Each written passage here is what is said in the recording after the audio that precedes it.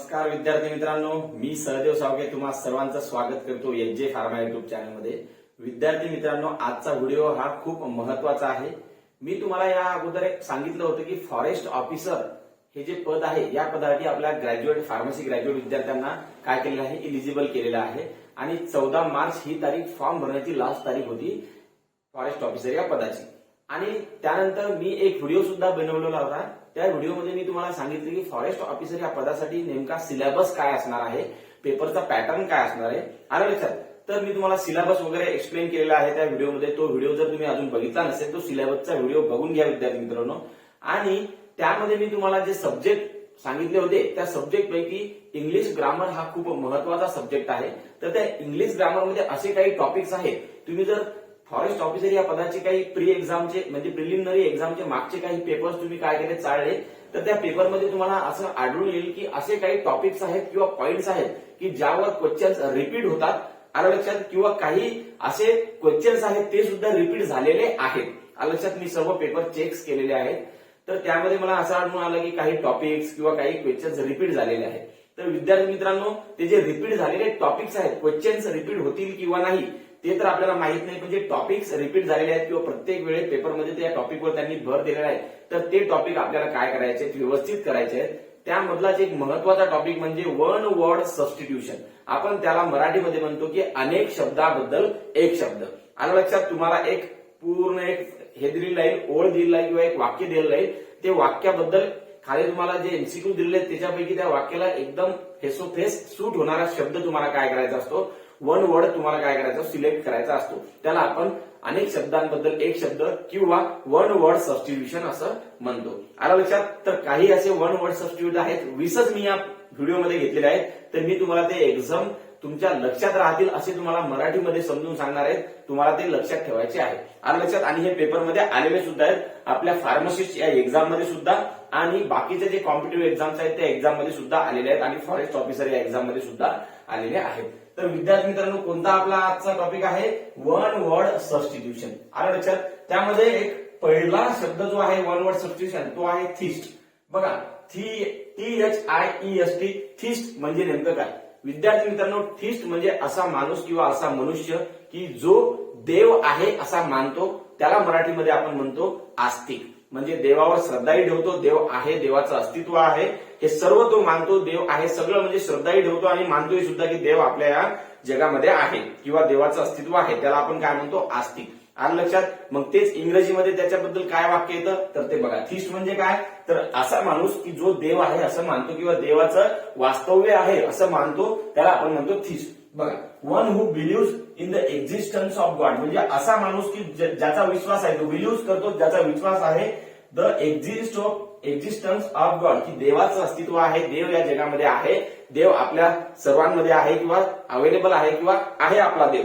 तर असा जो माणूस आहे त्याला आपण काय म्हणणार आहे, थिस्ट, आलं लक्षात। मग थिस्ट तुम्हाला समजलं। मग दुसरा शब्द बघा काय आहे, अथिस्ट, आलं लक्षात। थिस्ट म्हणजे देव आहे असे मानणारा आणि अथिस्ट म्हणजे देव नाही असे म्हणणारा किंवा देवाचं अस्तित्वच नाही, देव नाहीच आहे, आलं लक्षात। त्याला आपण मराठीमध्ये म्हणतो नास्तिक। म्हणजे देवाचा आपल्या जगामध्ये कुठेही सहवास नाही किंवा देव नाहीच असं मानणारा जो माणूस असतो त्याला आपण नास्तिक म्हणतो। म्हणजेच काय, one who does not believe in the existence of God म्हणजे तो मानतच नाही, त्याचा भरोसाच नाही की देव आहे, आलं लक्षात। मग आता तुम्हाला कधीही कुठेही हे थिस्ट आणि अथिस्ट असे जर शब्द आले तर तुम्हाला सांगता आलं पाहिजे की थिस्ट म्हणजे असा माणूस की ज्याला वाटतो की देवाचं अस्तित्व आहे म्हणजेच आस्तिक, आणि अथिस्ट म्हणजे असा माणूस की त्याला वाटतच नाही की देव आहे म्हणून म्हणजे तो नास्तिक आहे, बिलकुल देवाचं वास्तव्य आहे असं मानतच नाही, त्याला आपण काय म्हणतो, नास्तिक म्हणतो। मग आलं लक्षात, हे दोन शब्द तुम्हाला ध्यानात राहतात। आता याच्याच संबंधित एक तिसरा एक शब्द आहे, तो सुद्धा एक्झाम मध्ये विचारला गेलेला आहे, ऍग्नोस्टिक। काय, ऍग्नोस्टिक, ऍग्नोस्टिक म्हणजे असा माणूस की देवाचं वास्तव्य आहे किंवा नाही या दोन्ही गोष्टीमध्ये त्याचं काय भ्रम असते, आलं लक्षात। म्हणजे असूही शकते असं मानतो तो आणि नसू शकते। म्हणजेच फॉर एक्झाम्पल काय, कोणतं एखादं संकट आलं की लगेच तो देवाचं नाव घेतो, जय श्रीराम जय श्रीराम जय श्रीराम, आलं लक्षात। आणि संकट गेलं की त्याला असं म्हणतो की संकट आलं तर मीच तोंड दिलं, कशाचा देव आणि कशाचं काय। म्हणजे एक्झाम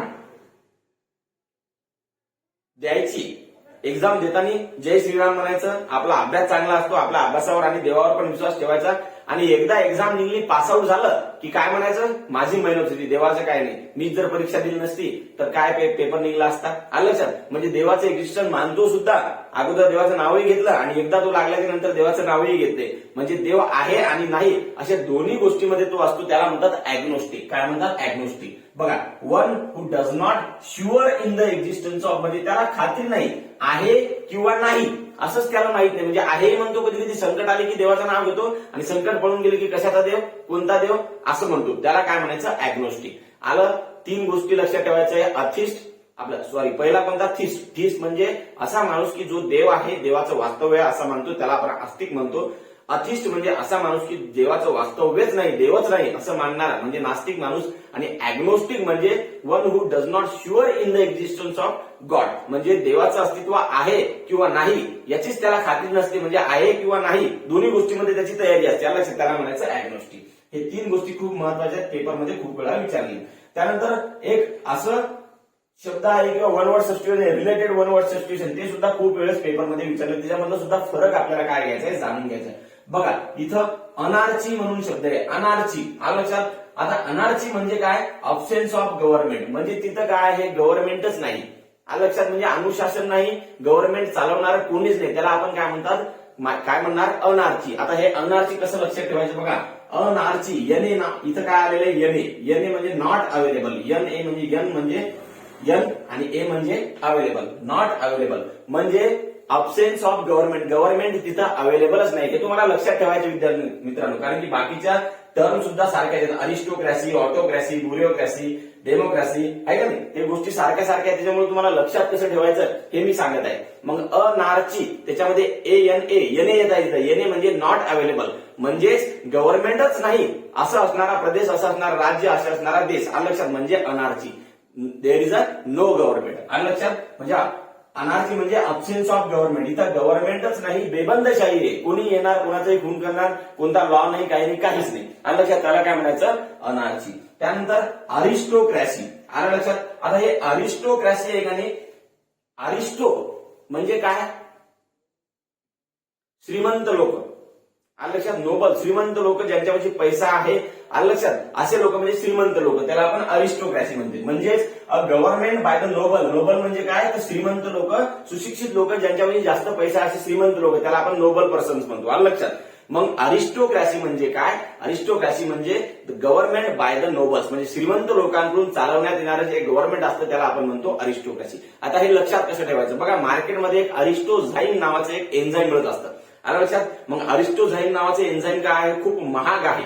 आलं लक्षात, म्हणजे त्यासाठी खूप पैसा लागतो. मग ज्याच्यापाशी जास्त पैसा आहे तोच ते अरिस्टोझाईम नावाचे एन्झाईम काय करू शकतो, घेऊ शकतो. आपल्यासारखे गरीब लोक काय करू शकत नाहीत, घेऊ शकत नाहीत, त्यांना अफोर्डेबल नसतं ते. आलं लक्षात. मग अरिस्टोक्रॅसी म्हणजे ज्यांच्याकडे जास्त पैसा आहे, जे खूप श्रीमंत लोक आहेत, अशा लोकांनी चालवण्यात येणारं जे राज्य शासन असतं, शासन असतं, त्याला आपण म्हणतो अरिस्टोक्रॅसी, म्हणजे the government by the noble persons. आलं लक्षात. हे तुम्हाला मी फक्त एक ट्रिक सांगत आहे, तुम्हाला कसं लक्षात ठेवायचं. अरिस्टो म्हणजे श्रीमंत लोक, मग अरिस्टोक्रॅसी म्हणजे श्रीमंत लोकांकडून चालवण्यात येणारं शासन. आलं लक्षात, म्हणजे government by the noble person म्हणजे श्रीमंत लोकांकडून चालवण्यात येणारं शासन. त्यानंतर ऑटोक्रॅसी. आता ऑटोक्रॅसी म्हणजे ऑटोमॅटिक किंवा एकच जागेवरून ते सरकार चालतं. आलं लक्षात, ऑटोक्रॅसी. मग आता इथं बघा काय आहे, गव्हर्नमेंट बाय वन.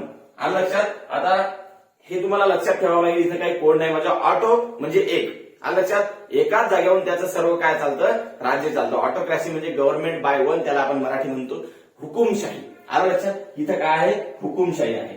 त्यानंतर बघा ब्युरोक्रॅसी म्हणजे गव्हर्नमेंट बाय द ऑफिशियल. आता हे ऑफिशियल म्हणजे जे शिकलेले लोक असतात, अधिकारी लोक असतात.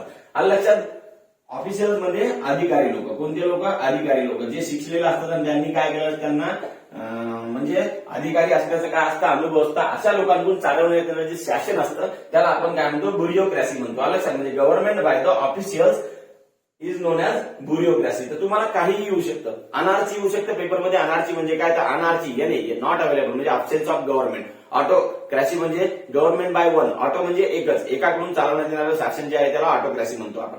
आलं लक्षात. त्यानंतर अरिस्टोक्रॅसी. अरिस्टो म्हणजे श्रीमंत लोक, श्रीमंत लोकांकडून चालवण्यात येणारं राज्य म्हणजे government by the noble person. Noble म्हणजे श्रीमंत लोक. त्यानंतर ब्युरोक्रॅसी. ब्युरोक्रॅसी म्हणजे काय, ब्युरो म्हणजे ऑफिशियल लोक, आलं लक्षात? गव्हर्नमेंट बाय द ऑफिशियल्स म्हणजे अधिकारी लोकांकडून चालवण्यात येणारं जे राज्य असतं त्याला किंवा शासन असतं त्याला आपण ब्युरोक्रॅसी म्हणतो. त्यानंतर आपला जो देश आहे तो आहे डेमोक्रॅटिक म्हणजे डेमोक्रॅसी म्हणजे लोकांकडून जनतेकडून सामान्य जनतेकडून चालवण्यात येणारं जे शासन असतं. आता बघा तुम्ही म्हणता की आपलं शासन तर हे राजकारणी चालवतात, पण या राजकारणी लोकांना निवडून कोण देतं? आपण देतो ना, आपण त्यांना मतदान करतो तेव्हा ते त्या जागेवर बसतात, आलं लक्षात? म्हणजे ही डेमोक्रॅसी आहे. इथं आपण काय करतो, त्यांना निवडून देतो आणि ते मग राज्य चालवतात. म्हणजे लोकप्रतिनिधींद्वारे चालवण्यात येणारं जे राज्य असतं त्याला आपण काय म्हणतो, डेमोक्रॅटिक. आलं डेमोक्रॅसी, आलं लक्षात? गव्हर्नमेंट बाय द पीपल म्हणजे लोकराज्य किंवा लोकांचं राज्य, आलं लक्षात? म्हणजे लोकांनी निवडून दिलेले जे लोकप्रतिनिधी असतात त्यांच्याद्वारे जे चालवण्यात येणारं शासन असतं त्याला आपण काय म्हणतो, डेमोक्रॅसी, आलं लक्षात? तर ही गोष्ट तुम्हाला लक्षात ठेवायची. त्यानंतर हे गोष्टी झाल्या राज्याबद्दल. म्हणजे आता तुम्हाला कधीही कोणी विचारलं अनार्ची म्हणजे काय, the absence of government. Aristocracy म्हणजे काय, government by the noble. Aristo म्हणजे श्रीमंत, नोबल म्हणजे श्रीमंत. ऑटोक्रॅसी म्हणजे गव्हर्नमेंट बाय ऑटो म्हणजे तुम्हाला इथं ध्यानात ठेवायचं आहे O1. नंतर ब्युरोक्रॅसी. ब्युरोक्रॅसी म्हणजे ब्युरो म्हणजे काय लक्षात ठेवायचं तुम्हाला, ऑफिशियल्स, आलं लक्षात? ऑफिशियल लोक जे आहेत अधिकारी लोक आहेत त्यांच्याद्वारे चालवण्यात येणारे जे राज्य असतं त्याला आपण काय म्हणतो, ब्युरोक्रॅसी. डेमोक्रॅसी म्हणजे काय, गव्हर्नमेंट बाय पीपल लोकांकडून चालवण्यात येणारं जे राज्य असतं त्याला आपण म्हणतो डेमोक्रॅसी. आता काय माहिती का, हे जे 9 पासून तर 20 पर्यंत जे शब्द आहेत किंवा वन वर्ड सबस्टिट्यूशन आहेत ते थोडे सिमिलरच आहेत, फक्त त्याच्यामध्ये तुम्हाला काय आहे त्या वन वर्ड मध्ये नेमकं काय लपलेलं आहे ते तुम्हाला काढायचं आहे आणि त्याचा तुम्हाला अर्थ शोधायचा आहे. हे सुद्धा पेपरमध्ये खूप वेळा आलेले आहे, आलं लक्षात? याच्यानंतर सुद्धा आपण महत्वाचे व्हिडिओज बघणार आहोत. फ्रेजेस, आलं आयडियम अँड फ्रेजेस मध्ये. त्यानंतर सिनॉनिम, अँटोनिम जे महत्वाचे आहेत पेपरमध्ये आलेले आहेत ते आपण बघणारच आहोत. पण आज आपण सुरुवात केली फक्त वन वर्ड सबस्टिट्यूशन पासून. अजून 2-4 व्हिडिओ आपण वन वर्ड सबस्टिट्यूशन बनवणार आहोत. फक्त ही काय आहे, जे सारखे शब्द आहेत जे कन्फ्युजन करतात तेच आपण आज या व्हिडिओमध्ये काय घेतलेले आहे. त्यानंतर बघा इम्प्रॅक्टिकेबल. आता इम्प्रॅक्टिकेबल म्हणजे प्रॅक्टिस न करता येणार किंवा प्रॅक्टिसमध्ये न आणता येणारी गोष्ट म्हणजे काय, इम्प्रॅक्टिकेबल म्हणजे असंभवनीय की जे आपण करू शकत नाही. असंभवनीय नाही म्हणू शकत म्हणजे ती प्रॅक्टिसमध्ये आपण आणू शकत नाही. For example that which cannot be put into the practice म्हणजे इम्प्रॅक्टिकेबल, ज्याची आपण प्रॅक्टिस करू शकत नाही किंवा जे आपण आणू शकत नाही एका प्रॅक्टिसमध्ये, आलं लक्षात? तर त्याला आपण काय म्हणतो, इम्प्रॅक्टिकेबल. आता इथं हे जे इम आलेलं आहे किंवा इन आलेलं आहे तर याच्यावरून तुम्हाला त्या शब्दाच्या पुढे काय लिहिलं त्याच्यावरून तुम्हाला त्याचा काय घ्यायचा आहे, अर्थ घ्यायचा आहे. त्यानंतर प्रोबेबल. आता प्रोबॅबिलिटी म्हणजे संभाव्यता. तुम्हाला माहित असेल एक चॅप्टर असेल तुम्हाला मॅथमॅटिक्स मध्ये, प्रोबॅबिलिटी. प्रोबॅबिलिटी म्हणजे संभाव्यता, आलं लक्षात? एक नाणं फेकलं की ते कशा प्रकारे पडू शकते अशा गोष्टी म्हणजे त्या संभाव्यतेमध्ये होत्या. तर इम्प्रोबॅबल म्हणजे काय, की संभाव्य नसणार म्हणजे असंभाव्य, आलं लक्षात? मग इथं बघा इम्प्रोबेबल म्हणजे काय, that which cannot likely to be happen म्हणजे जे घडू शकत नाही, असंभाव्य आहे त्याला आपण काय म्हणणार, इम्प्रोबेबल. प्रोबॅबिलिटी म्हणजे संभाव्य आणि इम्प्रोबेबल म्हणजे असंभाव्य, आलं लक्षात? हे तुम्हाला लक्षात ठेवायचे. त्यानंतर इनऑडिबल. आता ऑडिबल म्हणजे ऐकू येणार आणि इनऑडिबल म्हणजे न ऐकू येणार म्हणजेच साऊंड विच कॅनॉट बी हिअर्ड म्हणजे जे आपण ऐकू शकत नाही म्हणजे अश्राव्य, म्हणजे अश्राव्य मराठीमध्ये म्हणजे जे आपल्याला ऐकू येऊ शकत नाही किंवा जे साऊंड आपल्याला ऐकू येत नाही त्याला काय म्हणायचं, इनऑडिबल म्हणजे ऐकू न येणारं अश्राव्य, आलं लक्षात? हे तुम्हाला लक्षात ठेवायचे. त्यानंतर इनकॉम्प्रेहेन्सिबल. आता कॉम्प्रेहेन्शन म्हणजे काय, समजून घेणे, अंडरस्टूड करणे. मग इनकॉम्प्रेहेन्सिबल म्हणजे काय, की जे आपल्याला कधी समजू शकत नाही त्याला आपण काय म्हणतो, इनकॉम्प्रेहेन्सिबल. म्हणजेच काय, a statement which cannot be understood म्हणजे असं एखादं वाक्य किंवा असा एखादा मुद्दा की तो आपण समजूनच घेऊ शकत नाही किंवा आपल्याला समजतच नाही म्हणजे तो काय आहे, इनकॉम्प्रेहेन्सिबल. कॉम्प्रेहेन्सिबल म्हणजे समजू शकणारा आणि इनकॉम्प्रेहेन्सिबल म्हणजे जो आपल्याला स्टेटमेंट किंवा जो मुद्दा आपल्याला समजू शकत नाही त्याला आपण काय म्हणतो, इनकॉम्प्रेहेन्सिबल. आलं लक्षात? तुम्हाला त्या शब्दांची फोड करायची. नंतर इनकॉरिजिबल. आता इनकॉरिजिबल म्हणजे काय, one who cannot be corrected. आता इथं वन हू दिलेला आहे म्हणजे असा माणूस त्याला आपण कधीही सुधारू शकत नाही किंवा कधीही त्याला करेक्ट करू शकत नाही म्हणजेच इनकॉरिजिबल. म्हणजे त्याला आपण सांगायचं आहे की अशी चूक करू नको, तशी चूक करू नको, तू असं काम कर, असं चांगल्या प्रकारे काम कर, या रीतीने काम कर, पण त्याला ते समजतच नाही किंवा त्याला ते अस्तित्वात आणता येतच नाही म्हणजे तो काय, तो पर्सन काय आहे, इनकॉरिजिबल आहे, त्याला आपण दुरुस्त करूच शकत नाही, आलं लक्षात? म्हणजे one who cannot be corrected is known as incorrigible, आलं लक्षात? त्यानंतर आहे इनक्रेडिबल. आपण म्हणतो दिस इज इनक्रेडिबल म्हणजे आपण त्याच्यावर विश्वास ठेवू शकत नाही म्हणजे अविश्वसनीय गोष्ट आहे, आलं लक्षात? आता मी जर तुम्हाला म्हटलं की मी माझ्या एका हातामध्ये 200 किलोचं वजन उचलतो तर तुम्ही मला मॅड समजताल. आलं लक्षात? आलं का नाही? तर विद्यार्थी मित्रांनो, हे काय आहे? इनक्रेडिबल आहे. आलं लक्षात? किंवा मी तुम्हाला असं सांगायचं मी 5 लाख रुपये दिवसाचे कमावतो, हे काय इनक्रेडिबल आहे. असं होऊ शकत नाही. भविष्यात होऊ शकेल, काही सांगतात नाही, पण सध्या तरी काय आहे? इनक्रेडिबल आहे, म्हणजे अविश्वसनीय आहे. म्हणजे अशा गोष्टी की ज्याच्यावर आपण बिलीव्ह करू शकत नाही किंवा विश्वास ठेवू शकत नाही त्याला आपण इनक्रेडिबल म्हणू शकतो. म्हणजेच काय?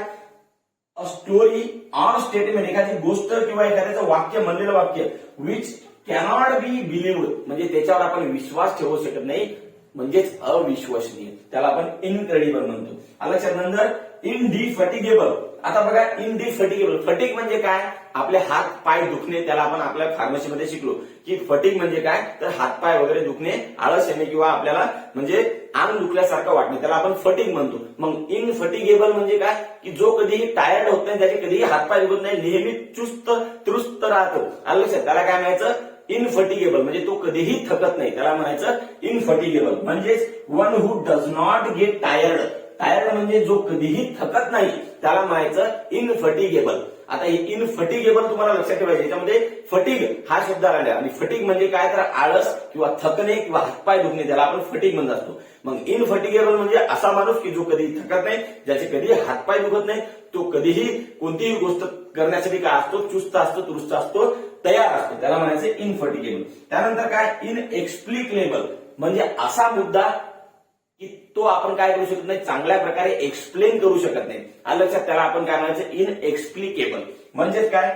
That which cannot B explain, म्हणजे असा मुद्दा किंवा असा टॉपिक आहेत ना. आपल्या फार्मसी फील्डमध्ये सुद्धा असे काही काही टॉपिक्स आहेत की जे व्यवस्थितपणे आताही जे चांगले शिक्षक आहेत त्यांना सुद्धा एक्सप्लेन करता येत नाही. मग असा एखादा पॉईंट जर असला की जो चांगल्या प्रकारे एक्सप्लेन करता येत नाही, त्याला काय म्हणायचं? इनएक्सप्लिकेबल, म्हणजे जो व्यवस्थितपणे एक्सप्लिकेबल नाही, म्हणजे किंवा आपण एक्सप्लेन करू शकत नाही, त्याला आपण काय म्हणू शकतो? इनएक्सप्लिकेबल. त्यानंतर इनफॉलिबल, म्हणजेच remedy that cannot be fails. विद्यार्थी मित्रांनो, इनफॉलिबल म्हणजे फॉर एक्झाम्पल अशी गोष्ट की ती जर आपण आजमावून पाहिली तर ती कधी फेल होत नाही, किंवा असा फॉर्म्युला तो जर आपण आजमावून पाहिला तो कधी फेल होत नाही. फॉर एक्झाम्पल एखादा डॉक्टर आहे, त्याच्याकडे कोणताही पेशंट गेला तर त्याला काय आहे? त्याचं योग्य निदान लागतं, म्हणजे त्याची जी ट्रीटमेंट देण्याची पद्धत आहे ती कशी आहे? इनफॉलिबल, म्हणजे कधीही चुकत नाही, कधी फेल होत नाही. आलं लक्षात? त्याला आपण इनफॉलिबल म्हणू शकतो. म्हणजेच बघा, remedy that cannot be fails, म्हणजे त्यानं जे पैंतरा युज केला किंवा जी टेक्निक युज केली ती कधी फेल जात नाही. किंवा आपण एखादं युद्ध लढतो, युद्धामध्ये जर कोणी एखादी टेक्निक वापरली किंवा एक चक्रव्यूह होता, अभिमन्यू चक्रव्यूह माहित असेल तुम्हाला. मग एखाद्या गोष्टीतनी एखादा जो त्याला आपण म्हणतो टेक्निक असतो, एखाद्याची करण्याची जी टेक्निक असते, आलं लक्षात?